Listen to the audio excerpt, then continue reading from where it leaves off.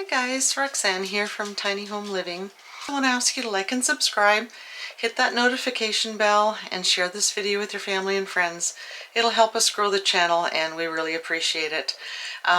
We are going to start building the kitchen cabinets today, so that's exciting. Well, bathroom cabinets actually, because we figured out that we've got enough legs to do those. We'll put toe kick on that, and then we're going to go back to the city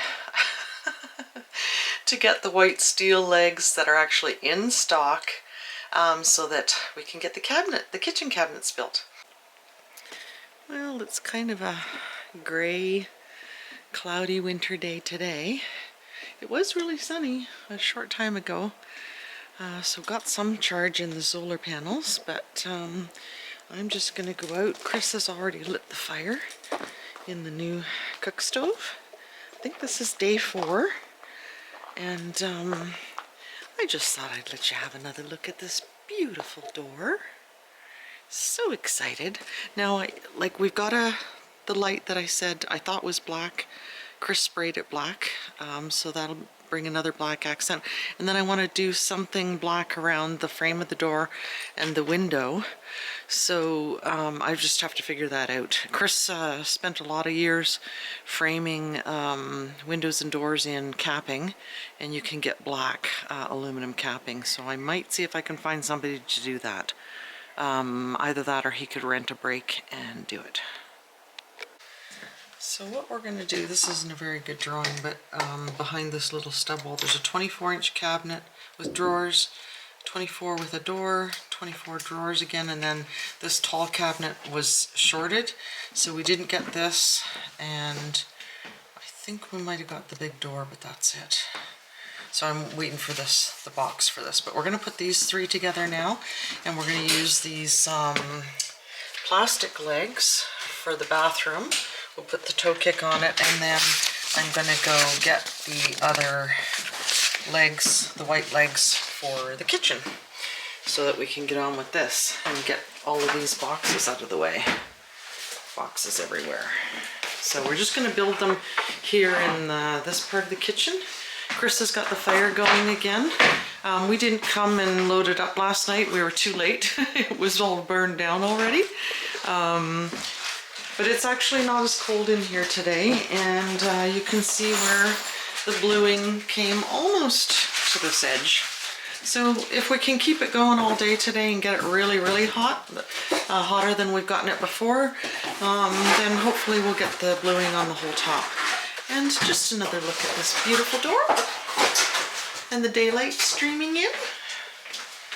Yeah, it's kind of smoky in here now, but and a lot of people have commented to me online about getting oak or maple, and folks, this is Alberta. There's no oak or maple. And so we're hoping to get some deadfall birch at Bob's property, but for now we are just going to end up buying some wood from the same guy that Chris got this wood from, but we're going to get the logs. He will cut them to the length you want them.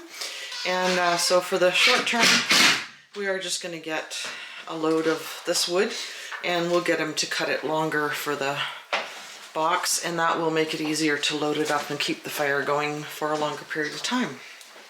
So anyway, I got to get to work helping build some cabinets here. Make it look like I'm working anyway. So we've already got one cabinet built. These are the shallow lower cabinets if you're looking on IKEA. Before they did this, I started using wall cabinets and just put legs on them. And that's kind of essentially what they did, but it's easier now because you can just specify on their little design program that you want shallow lowers, which is what I did over in this section of the kitchen under the window too. We have so many boxes of IKEA parts, it's kind of funny. We've done so many IKEA kitchens, I've lost count. I think probably a dozen IKEA kitchens.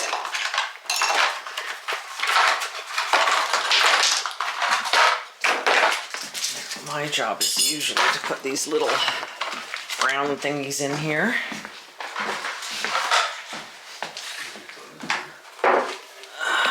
These things have to go in.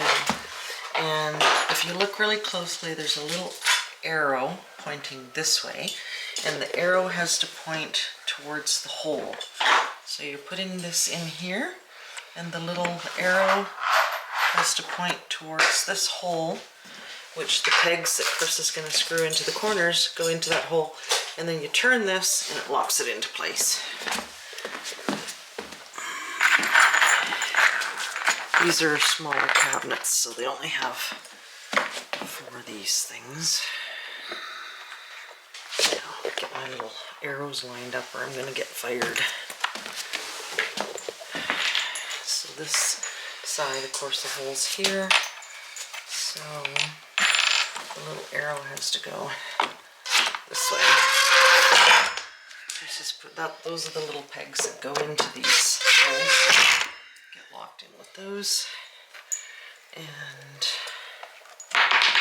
so of course you're screwing those in place, and then you can screw the brackets in place. These are the ones that hook onto the wall rail.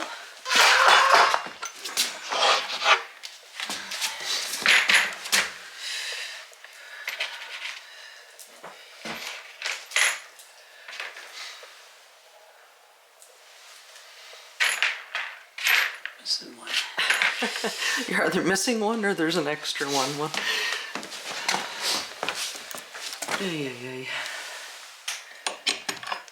This is why we always keep extra parts.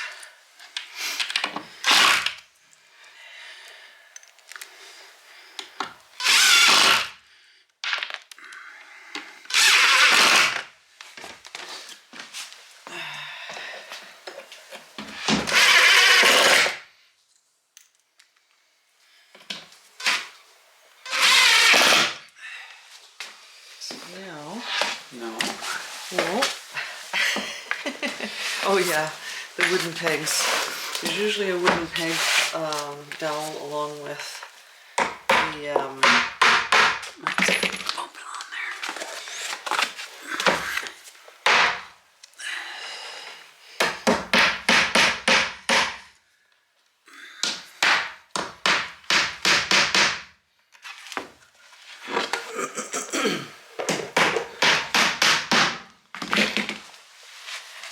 Oops, I turned it the opposite way. Oh, okay. So this is where the backer slides in. So you just have to line these up properly. And then we can keep this big screwdriver, Phillips screwdriver, to turn those things that I put in the holes.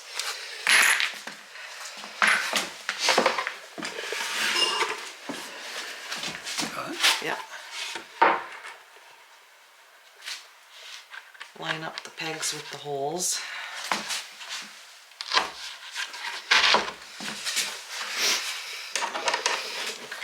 Line up these two.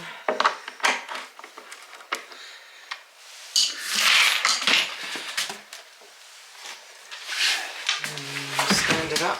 This is actually the trickiest part, is getting this little back thing in here. It's kind of finicky.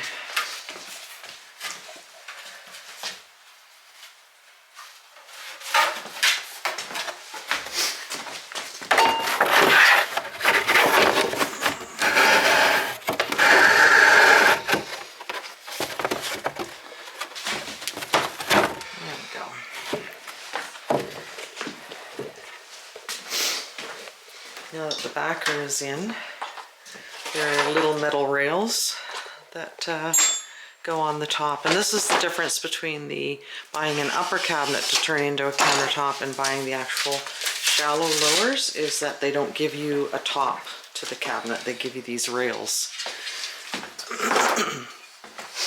And they have holes where you can screw the countertop onto them.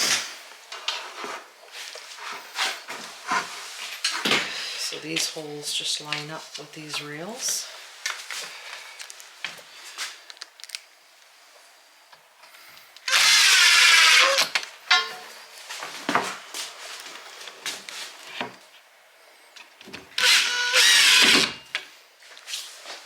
And then you see you can screw up from the bottom to screw your countertop onto here.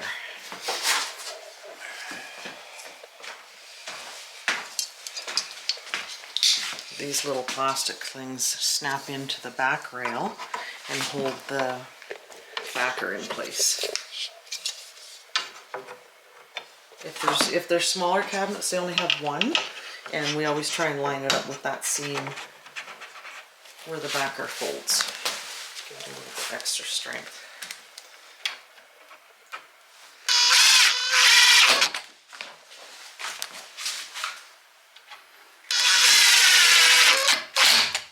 There you go, number 2 already done. And we're just laughing because we forgot to nail the back in place. No, I don't think it. So this was my job too. They put these dotted lines on here, and you have to nail these dinky little nails into here to hold the backer in place. One of the goofy little jobs that I always say, well, it's like I say, I get to hold the dumb end of the tape measure. Well, this is one of the foolproof jobs for me too. And yes, I forgot to do that one in there. So we've just noticed they've added these little things to the bottom of the cabinet. They didn't used to do this, and this keeps the cabinet, the bottom of the cabinet, out from the wall the same distance as the rails would hold it out. So this is new. They haven't had these before, and of course we didn't put that on the first cabinet either because they were over there with some other parts and didn't see them. So we've got to do this too. They've made a lot of changes to IKEA cabinets over the years, and of course we've had to learn as we go. So this is new, just thought I'd include that because that is to keep the cabinet level vertically out from the wall.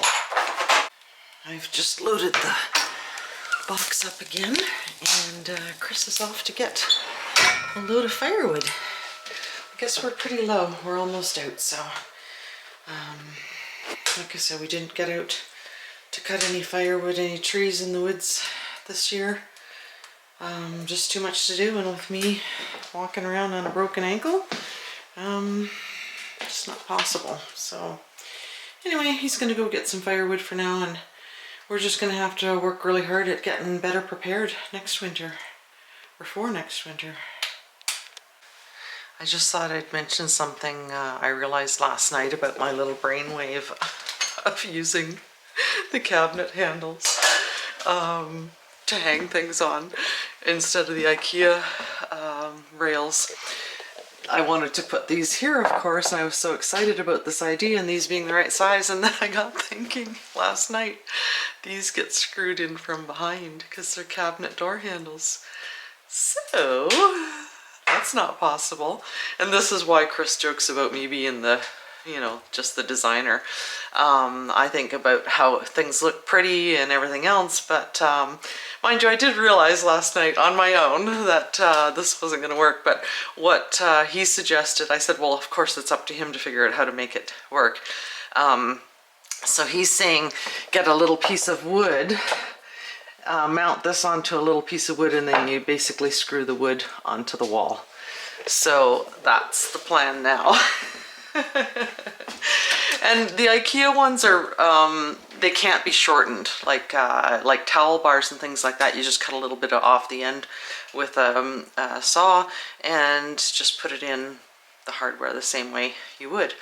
But the IKEA ones have the screw things in the end of the rods, so they can't be shortened. So that's why I was really happy that these handles are the right length. But just a little side note there. It won't work the way, it's not going to be as easy as just screwing them onto the wall, because of course they get screwed in from behind. So just one more little job to cut some boards the right size, maybe put a bevel on them to make them look a little nicer, and then paint them black and mount them on the wall. And I did break the news to Chris that the designer wants this wall painted red.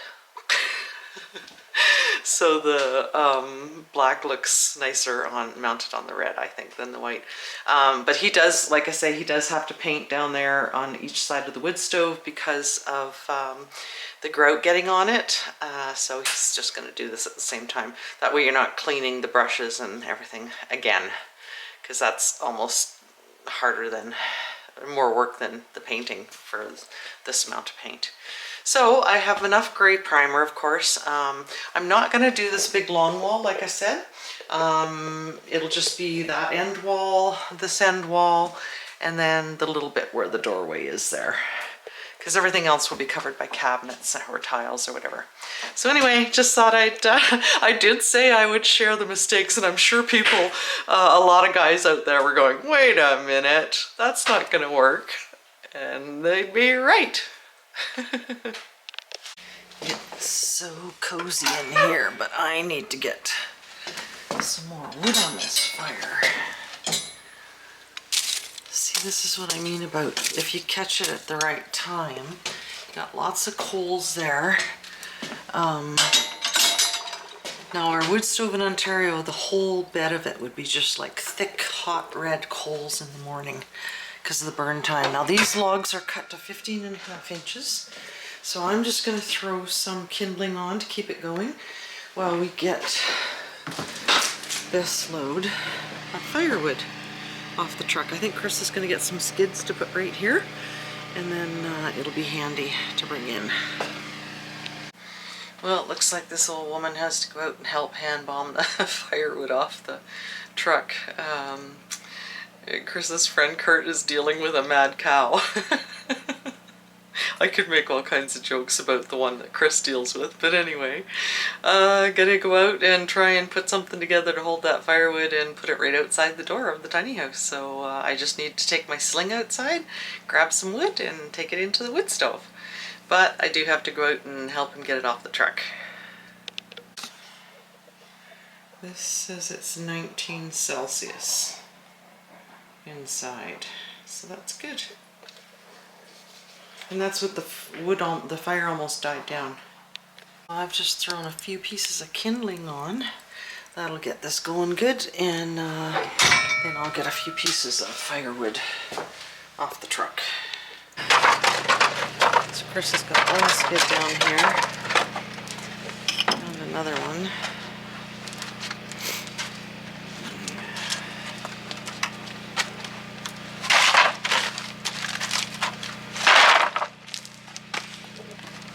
Just unload the wood and then put a tarp on it here.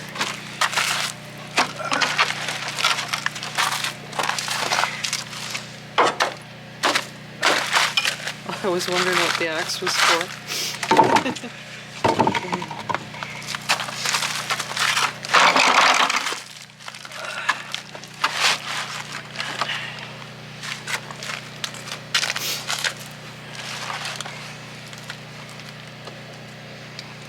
Always need skids.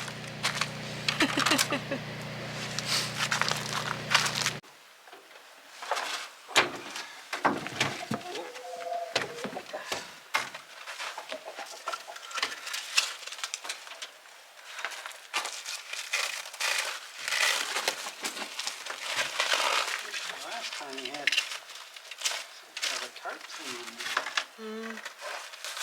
Oh, I need to put some in the sling too and take some inside because the fire's almost burned down.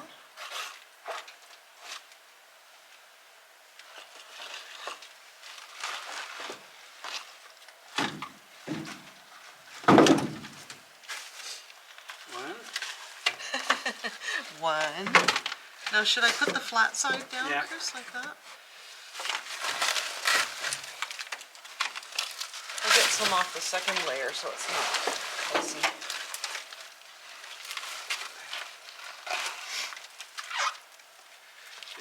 Two?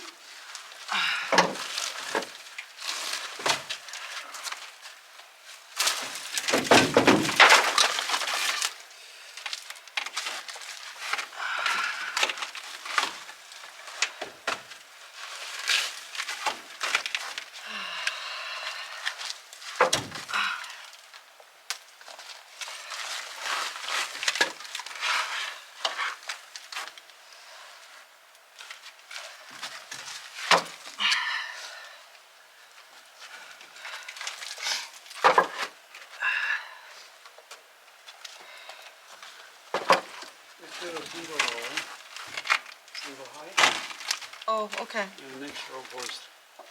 Okay, so should I put them all pointy side down or what? That'll work. Okay. And the next row goes across. This way? Tie them together. Oh, okay. What do you think, Rusty? Am I doing it right?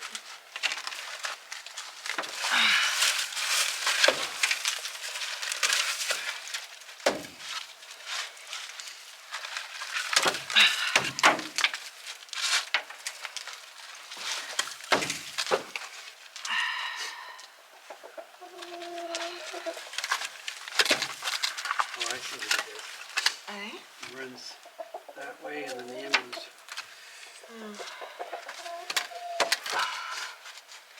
So move those out to the end, Yeah. and then put some the other way inside. Oh, okay. Like this way? Yeah. One or two, or fits.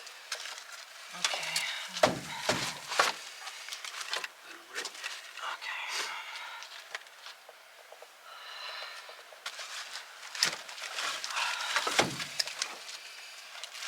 Keep some dry ones for the sling.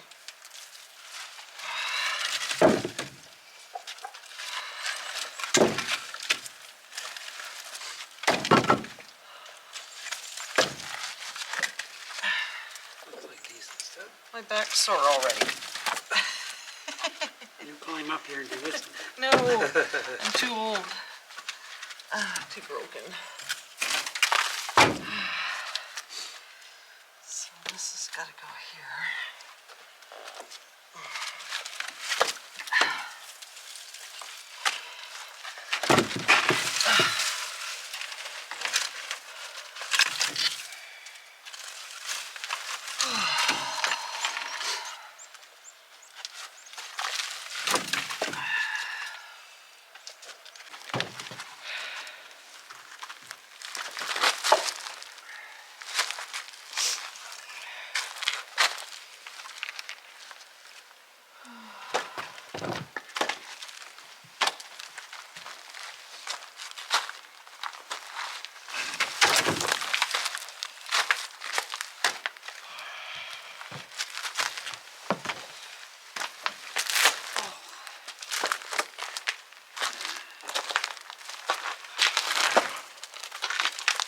Fire's going good now. Put 4 pieces on there. That bothered me. Want me to just hand it to you? You're a better stacker than me.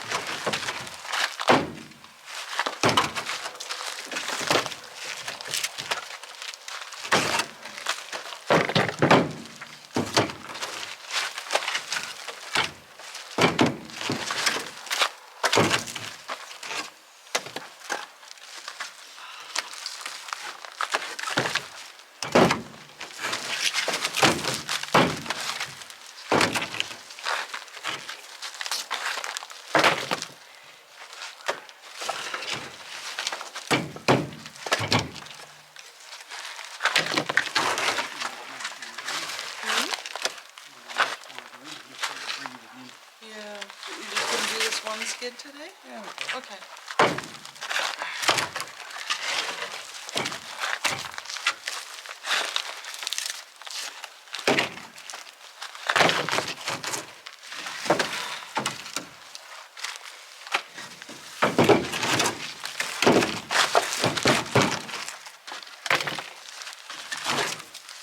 Is it ever warm in here?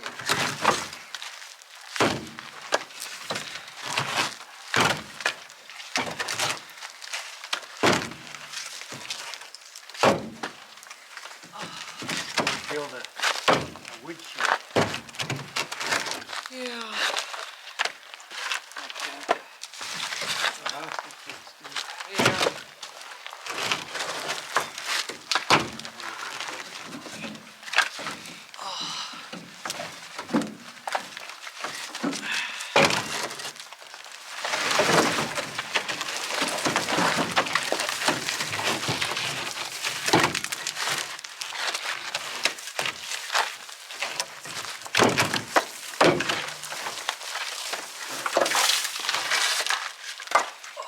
I had one of those trucks.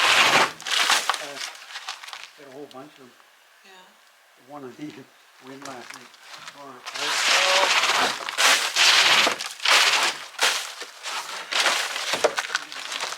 Yeah. You want to go behind me, switch places? No, I got pipes in there. You keep this- Okay. Oh, you're gonna keep it. Okay. Oh.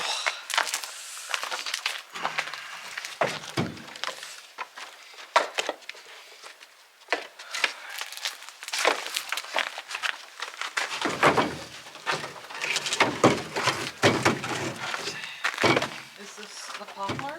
Yeah.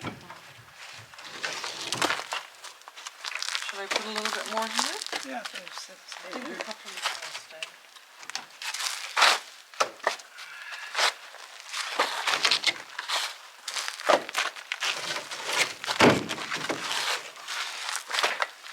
That's how I'm gonna get it later. Yeah. Come up here,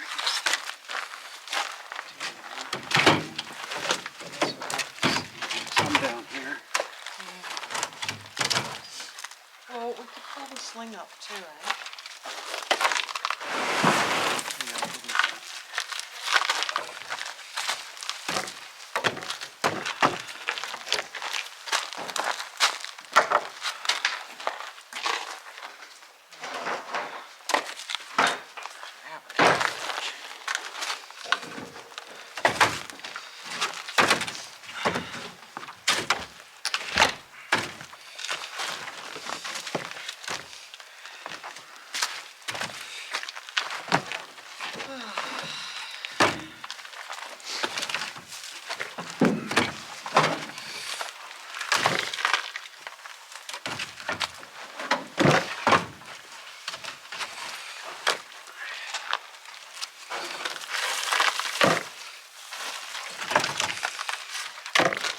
What do you think if we put this skid in behind there, Chris? For what? Well, just to hold it that way. No? Okay. Well, do you want to just take the sling in and I'll carry this in? These last feet?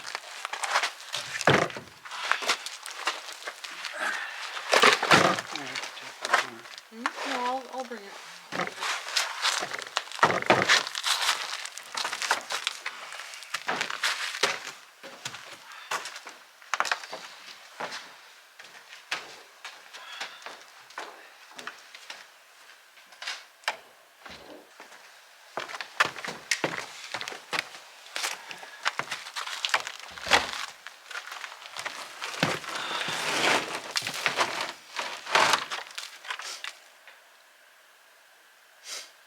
What should do for a tarp?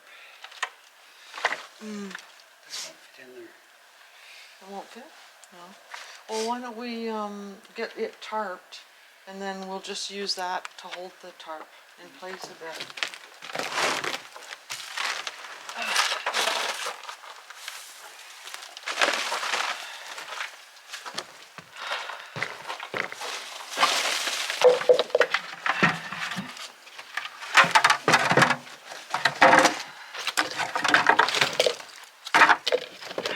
I'm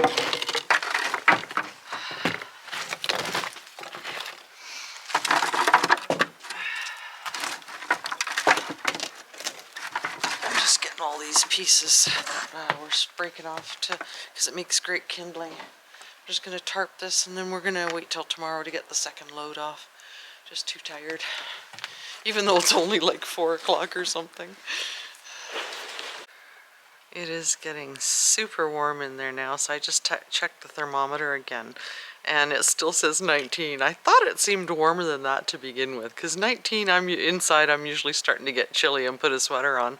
It is roasting in there now, and so that thermometer obviously is not working. What do you want for $2.99 or whatever it was? And you know where it came from too. Garbage. Brand new, and it's garbage. Makes me cranky. So the oven, I pushed this in, and I was reminded, like Chris said, that it's hot. Gonna have to get into the habit of using the oven mitt to do that, not bare fingers. The oven's already up to 250 now that I closed that little rod. These I've got all the way open, so I think I might screw them in a little bit to slow this down. But you can see I've got it loaded up there, and the woods are the logs are longer, so the box is actually fuller now. So yeah, I'm gonna have to get a nice indoor thermometer, I guess. And the other thing I'm gonna have to do once I get the other side of the tiny house done is one of those little wood stove fans or something that pushes the heat into the other side. Now the propane heater is going to be over in the living room side, and I don't like the heat. Like, the bedroom is actually going to be behind this wall here. I like my bedroom really cool to sleep, and it's healthier for you anyway. So that is something I'm going to have to look at, is having a little fan that will push this heat into that side. So if I had had the wood stove here, I planned on having one of those little heat-powered fans that would just push it straight through to the other side. But now this is a little trickier because it's over here. But we'll figure that out. We got lots of time to figure that out, because this is obviously not going to get done till spring. We can't insulate it or anything, and we've got a lot of stuff over there still. And yes, the bathtub is still at the far end of that one. The other side, that's completely full of my stuff. It's kind of weird, like, trying to think through this. Like I said to Chris, if he can rip the trim for the utility room so I can paint it, get it on, and then put the food vaults and stuff in there so we don't have to move them again, because that's the one thing that drives me out of my mind. And then that'll sort of clear a path, I think, so we can get the tub out of there. I think. We'll see, won't we? And as usual, either anyway or we'll see are my two sayings for pretty much everything. Covers everything. Now I just screwed these ones out, which is bringing the plate shut on the bottom and the top, because this fire is going so well. Just going to check to see if that slows the fire down and see if it heats the oven up quicker. Like I said, this is all new to me, so figuring out how to make the adjustments to get the oven the temperature that I want. I think Chris said it got up to about 325 last night when he checked it. So I'm loaded up for firewood for tonight, so all set. Yeah, well, that's kind of what I was thinking. I just put that down. Do you think it's heavy enough? Or what if I jam it like this? Well, not fully. A log fire.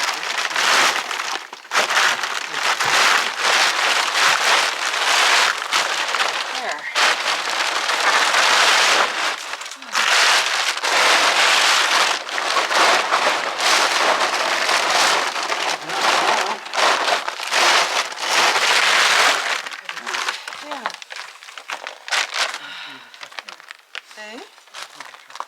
Yeah. Ooh, it's too hot in there to stand it anymore. Was this Well, for there's kindling? there's 3 pails here. You got the kindling in that green thing in there, right? So we don't Yeah, really need for that one. Oh, for in there. Oh, yeah. Is that one of these? I guess it must have been. Yeah, okay. Get this one filled up. Okay.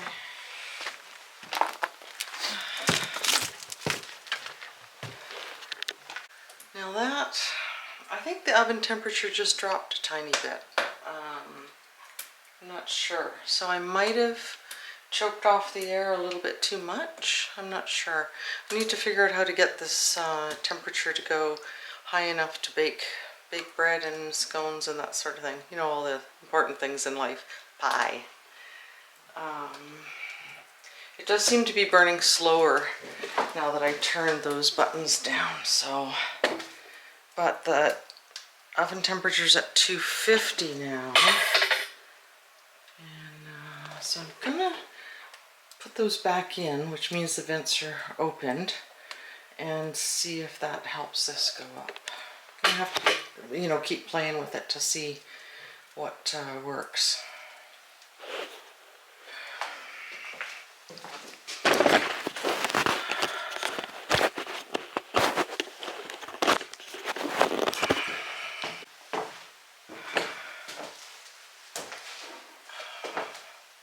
This plywood keeps rocking.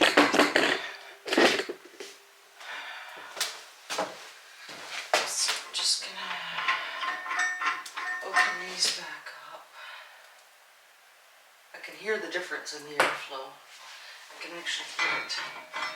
And I can see it too on the flames. So see if that, when those open, wide open, or in, changes the oven temperature. I can see a difference in the airflow. I want to get it hot enough too to get this whole top glued, but man, is it hot in here now.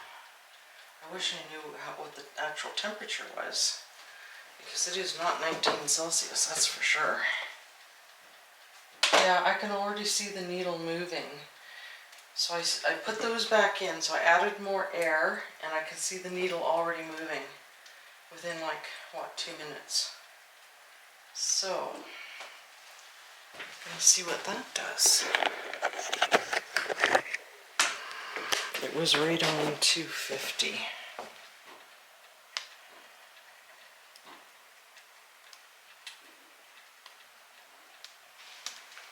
So I've got those, the bottom one's not quite all the way open, but pretty close. And this one is all the way open. And you can definitely see the difference in the flames. So the airflow. And this is climbing pretty steady now. So I'll just wait a few more minutes and see. I don't know if Chris wants to come back in and do that third cabinet for the bathroom or not. Got the 2 in here. So we've got to get the other one, but it will mean him cutting these holes in the bottom of the third one, which he's probably not going to feel like doing tonight.